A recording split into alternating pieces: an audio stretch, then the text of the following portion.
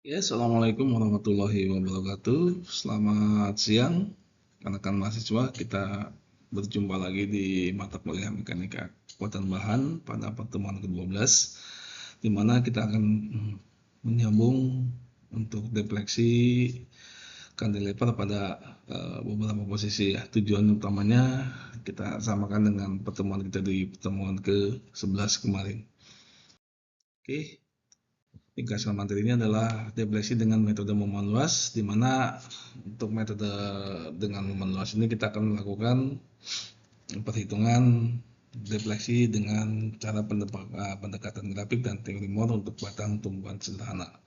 Nah, ini akan kita bahas menggunakan referensi dari buku Igor Popov dan Timo Sentro ya, Mekanika Bahan.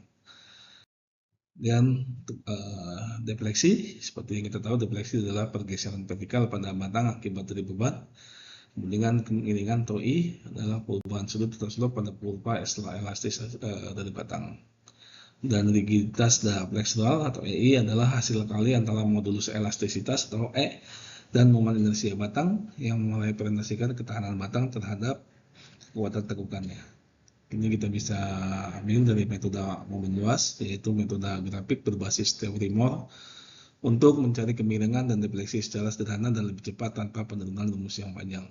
Nah, untuk diagram momen bending ini kita sudah bahas di mata kuliah mekanika teknik kemarin di semester ketiga ya.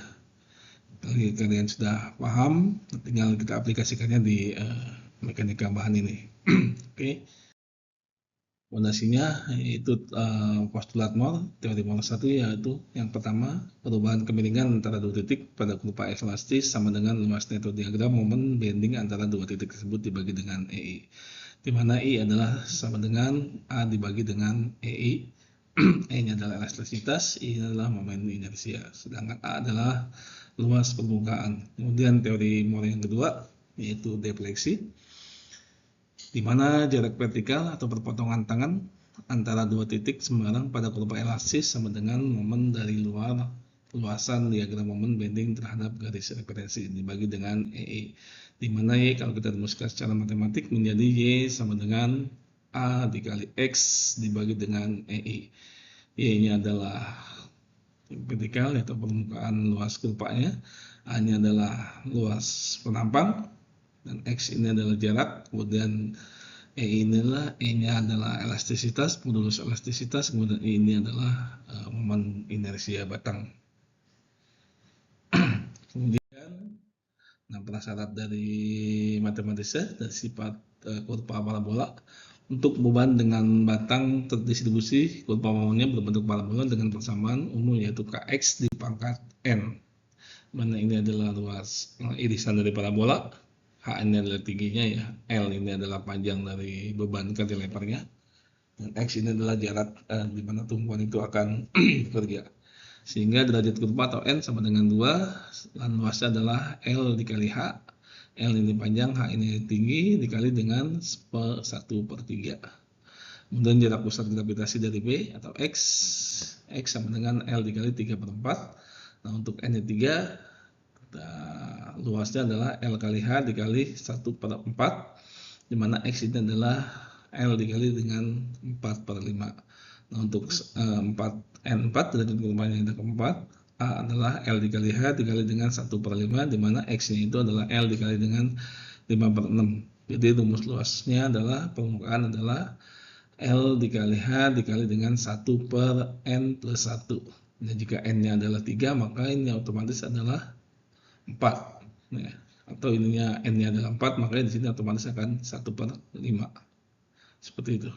Berlaku juga untuk rumus umum dari jarak yang dimaksud atau X ini.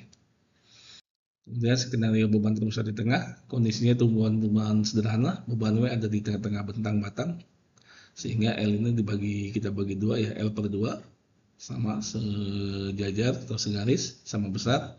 Maka momen tentunya kalau kita gambarkan akan menjadi seperti ini ya.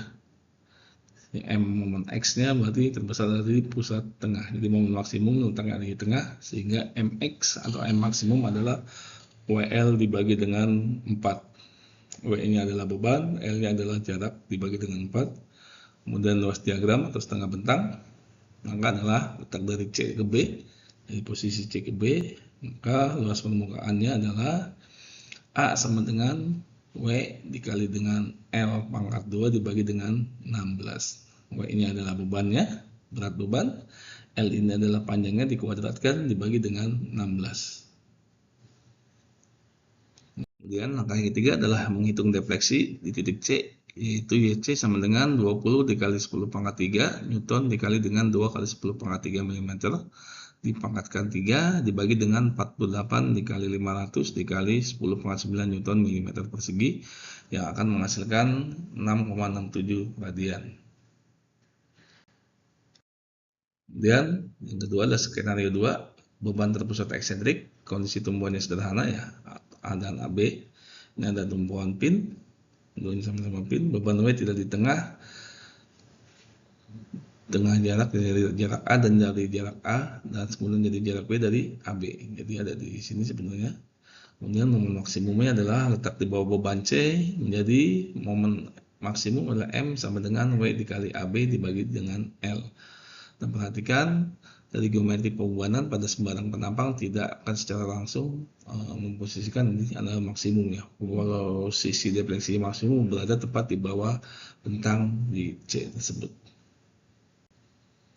Kemudian rumus untuk skenario 2 adalah sebagai berikut. Nah, langkah kritis posisi defleksi maksimum atau X, jarak X dari tumbuhan B di mana defleksi mencapai nilai tertinggi, di mana X-nya ini sama dengan akar dari L pangkat 2, L kuadrat diambil A kuadrat dibagi dengan 3. Kemudian untuk defleksi maksimumnya, nilai defleksi absolut pada titik X yang telah ditemukan adalah Y maksimum sama dengan WA dibagi dengan 9 di akar dikali akar 3 dikali L dikali E dikali L kuadrat min A kuadrat dipangkatkan 3/2. Kemudian untuk defleksi di bawah beban, nilai defleksi lokal tepat di bawah titik C atau tepat di bawah benda kerja yang berada, maka YC sama dengan WAB dibagi dengan 6E I dikali L dikali dengan L kuadrat min A kuadrat min B kuadrat. Sehingga hasil akhirnya YC sama dengan sekitar 5,8 mm ya. Jadi kalau kita masukkan rumus itu nanti akan menghasilkan hasil 5,8 mm. Kemudian skenario 3, beban terdistribusi merata, jadi bebannya ada di posisi A sampai ke B dan itu harga atau nilainya adalah sama. Ini ada titik A, kemudian titik B, dan ini adalah titik C sebesar L/2. Ini adalah L, maka medial joint adalah WL kuadrat dibagi 8, di mana bottom joint-nya atau diastoniknya untuk momen maksimum letaknya ada di tengah. Kalau ini ada di tengah karena bebannya merata ya, maka momen maksimum adalah W dikali L kuadrat dibagi dengan 8.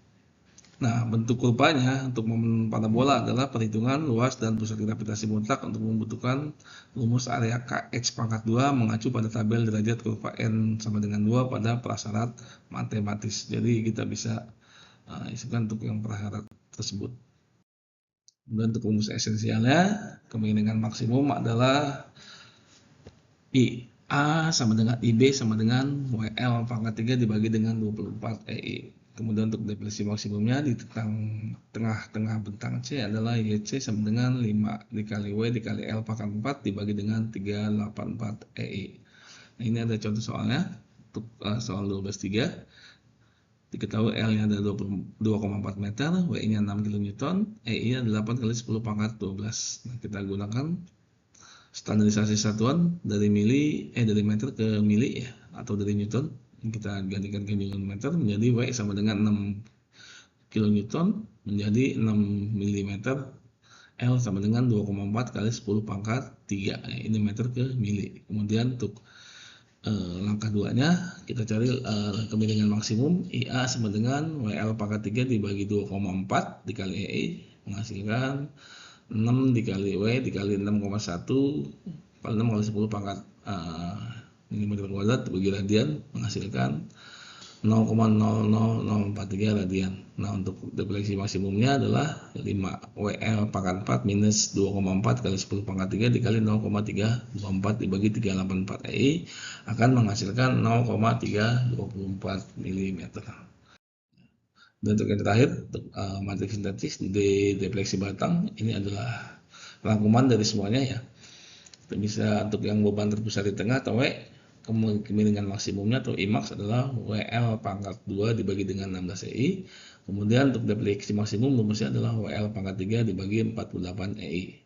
Nah, untuk beban terpusat eksentrik ada jarak B dan A-nya tidak di tengah, berbeda dengan tumbuhan A dan B. Posisi X-nya sama dengan akar T kuadrat min L kuadrat min A kuadrat dibagi 3, di mana nilainya adalah WA sama dengan WA dibagi 9 dikali akar 3 dikali L dikali EI dikali L kuadrat minus A kuadrat dipangkat 3/2.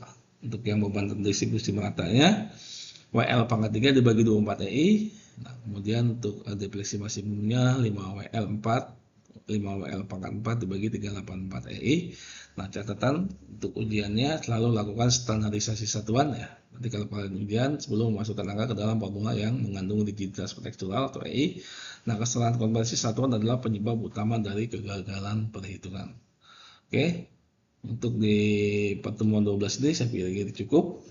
Nanti kalau ada pertanyaan silakan ditanyakan langsung ke saya pada saat kita bertemu tatap muka di kelas. Terima kasih. Saya tutup. Assalamualaikum warahmatullahi wabarakatuh.